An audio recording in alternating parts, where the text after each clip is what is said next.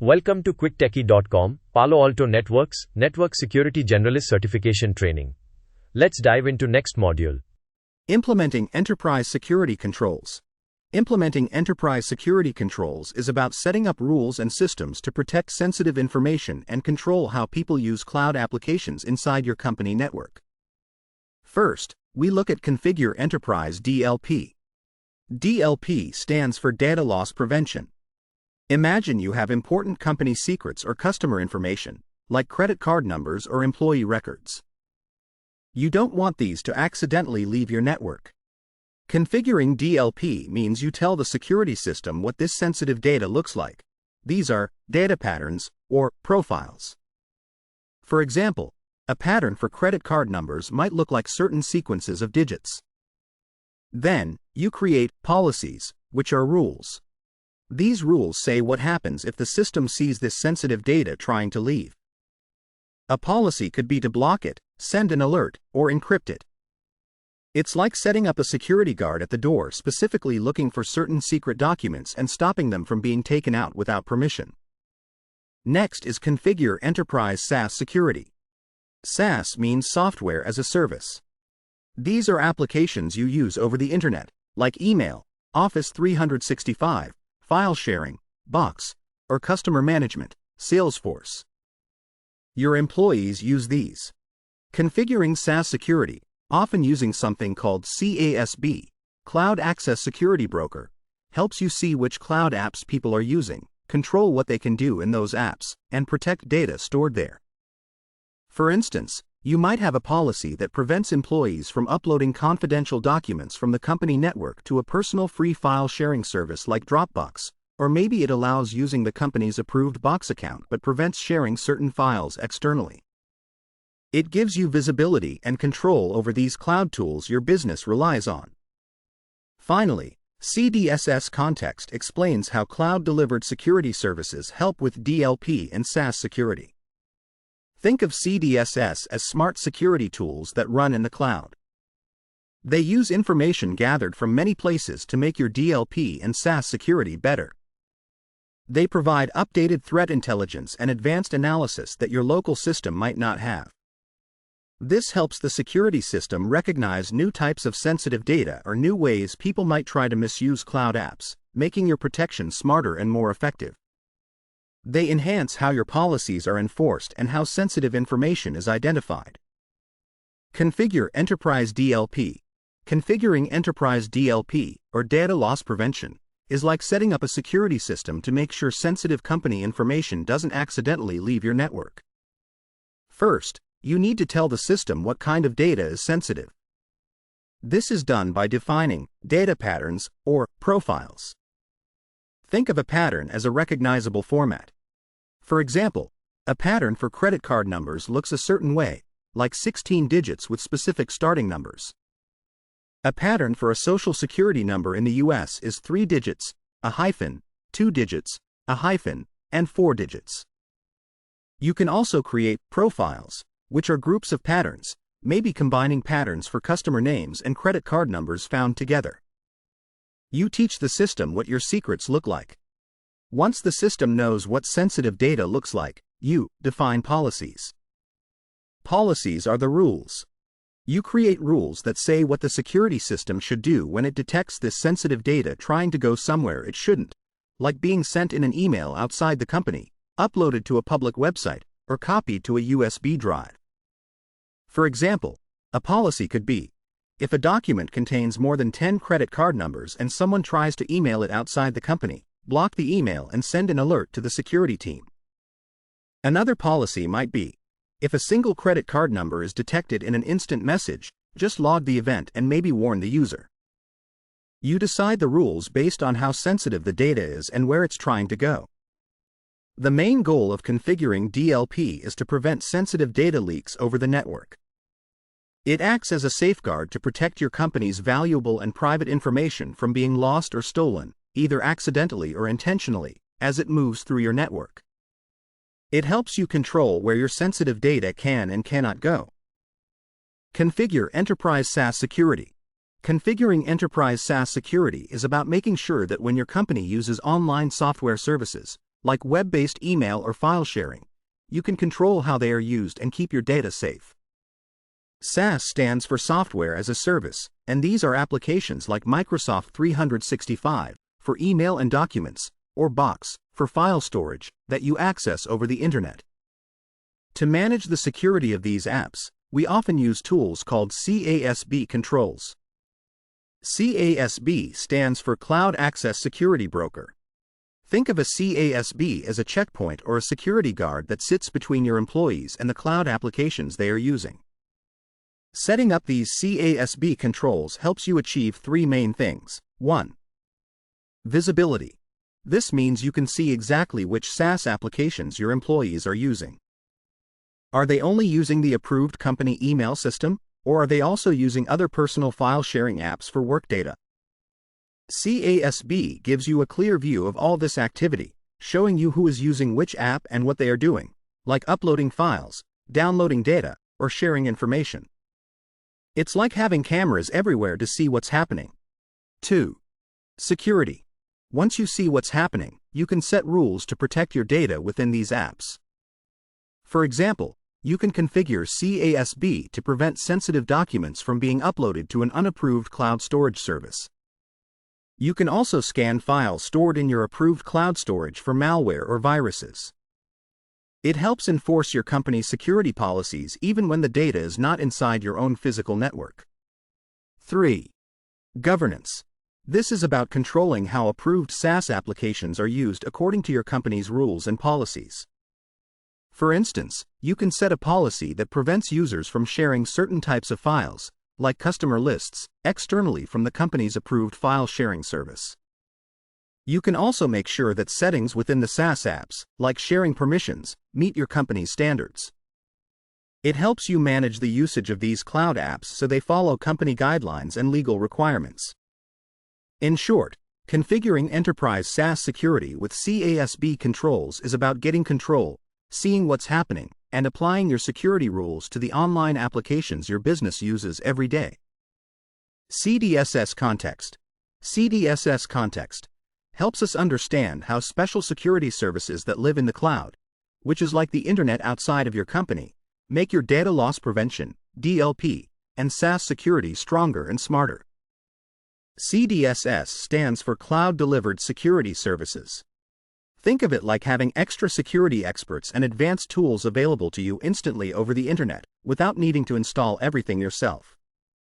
How do they help DLP and SaaS security? 1. Enhance enforcement. This means they help your security rules work better. For example, a CDSS might have the latest information about new types of sensitive data patterns that are being used by attackers, or new ways people try to hide sensitive information.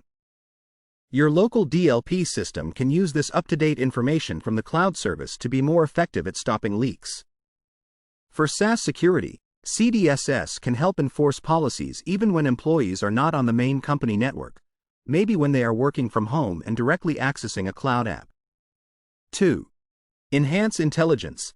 This is about making the security system smarter. CDSS collects information about threats and activities from many different customers and sources around the world.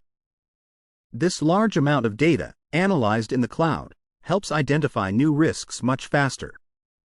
For instance, if the CDSS sees a new type of suspicious activity related to a specific SaaS application happening with many companies, it can quickly share that intelligence with your security system. This allows your DLP to identify new sensitive data formats or your SaaS security to block access to a risky cloud service almost immediately, based on this shared, intelligent understanding of threats. So, CDSS is essentially using the power and vast information available in the cloud to give your DLP and SaaS security systems better tools and up-to-date knowledge, making them more effective at protecting your sensitive data and controlling cloud application usage. Operational monitoring and logging. Operational monitoring and logging is about watching what the security systems, like DLP and SaaS security, are doing and keeping records of everything that happens. It's like being a security guard who watches the cameras and writes down important events. First, we configure logging. This means we tell the security system exactly what kind of events to record. For DLP, we want to log incidents. An incident is when sensitive data was detected, even if it was blocked. We also log SaaS access activity, so we know who used which cloud app and what they did there, like logging in, uploading a file, sharing something. We also log relevant policy hits, which means recording every time a security rule, a policy, is applied, whether it blocked something or just allowed it. Recording all this information is important for auditing, checking if rules were followed later, and analysis, understanding what happened. Think of it as creating a detailed diary of all security-related actions. For example, the log might record DLP incident, credit card number detected in email from user John to external address, email blocked. Or SaaS activity, user Jane uploaded a file to box.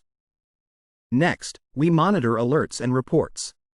You can't read every single line in the log diary directly. There's too much information. So, security platforms like Panorama or Strata Cloud Manager, which are like central control screens, help you monitor. They show you dashboards, quick summaries with charts, alerts, pop-up warnings for important issues, and reports, organized information. You use these to quickly see what's happening. For example, a report might show you how many DLP violations happened today, or an alert might pop up immediately if someone tries to access a risky SaaS app. Finally, we analyze security logs. This is when you look closely at the recorded information, usually after you see an alert or in a report that looks interesting. You regularly review the logs and reports to detect anomalies, find unusual things, investigate potential policy violations, figure out why a rule might have been broken, and identify security threats, spot signs of a real attack or dangerous activity. For example, if an alert says a user uploaded a large file to a personal cloud storage, you can analyze the logs to see exactly which file, when, and from where they did it, and check if this violates a policy or seems suspicious. This analysis helps you understand risks and respond effectively. Configure logging. Configuring logging means telling your security systems to write down everything important that happens. It's like setting up cameras and a notebook to record all the security events so you have a history of what occurred. The main goal is to make sure you have comprehensive logging. This means you want to record all the necessary details, not just some of them. This record is essential later for two main reasons: auditing, checking if everything followed company rules, and analysis, looking closely at events to understand them or find problems. Specifically, for the security areas we talked about, DLP and SaaS security, you need to configure logging to capture a few key things. 1. DLP incidents. You must record every time your data loss prevention system detects sensitive information. Even if the system blocked the data from leaving, you need a log entry saying it happened. For example, the log should show date, time, username, source location, destination, sensitive data type detected, e.g., credit card, action taken, e.g., blocked, policy name triggered. This record is your proof that the system worked and shows you who was involved. 2. SaaS access activity. For cloud applications, SaaS, you need to log who used which application and what they did.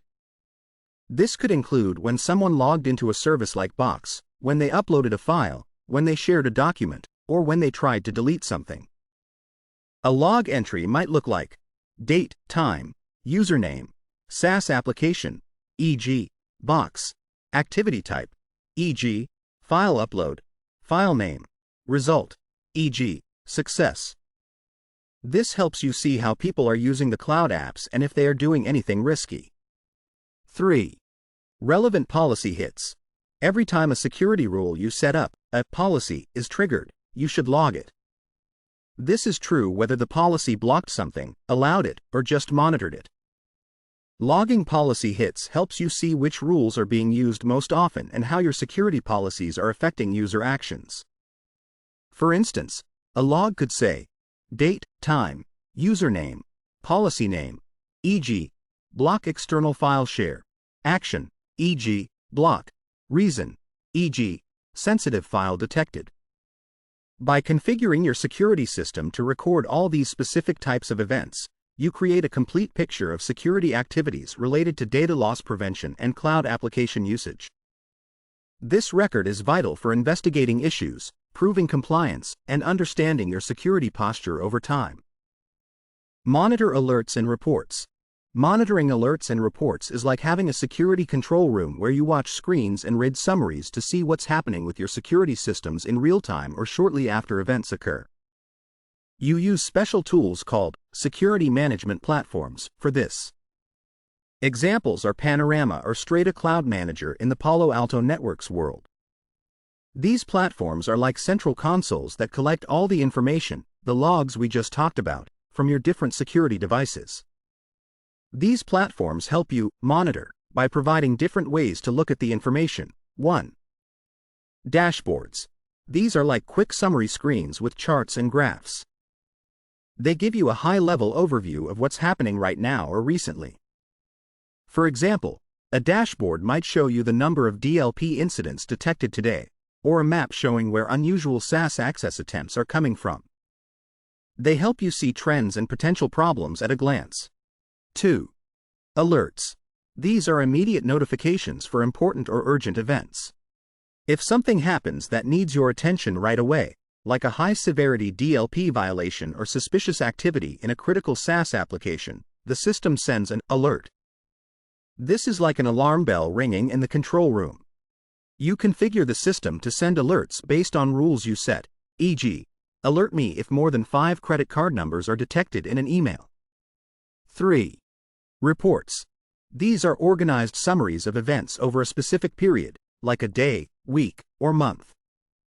You can create different types of reports, such as a report on all DLP incidents from last week, a report on all access attempts to a specific SaaS app, or a report listing all policy hits for a certain type of traffic. Reports allow you to review events, see patterns, and get detailed information for analysis later. By actively using these security management platforms to view dashboards, respond to alerts, and review reports, you stay informed about DLP, SaaS events.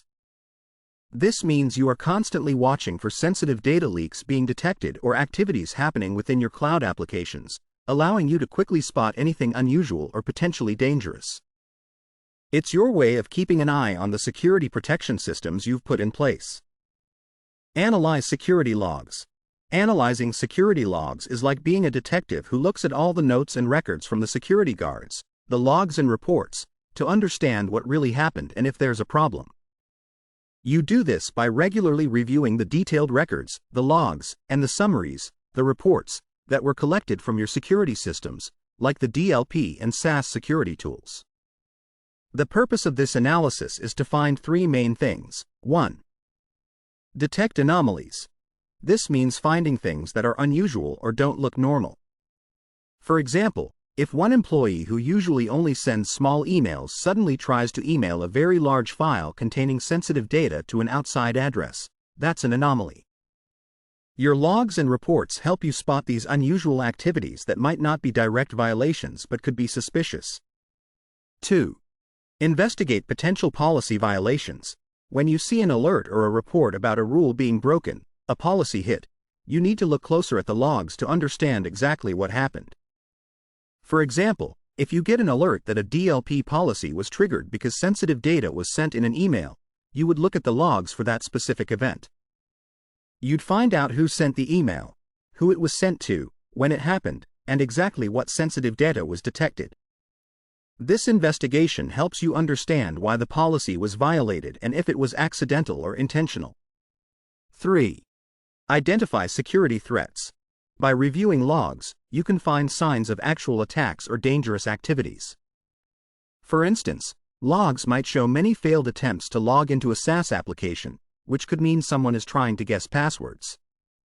Or logs might show sensitive data being accessed from a strange location, which could indicate a compromised account. Analyzing logs helps you connect the dots from different events to see if there's a larger security threat. In simple terms, analyzing security logs is the critical step where you use the recorded information to actively look for problems, understand why they happened, and find potential dangers to keep your company's data and systems safe.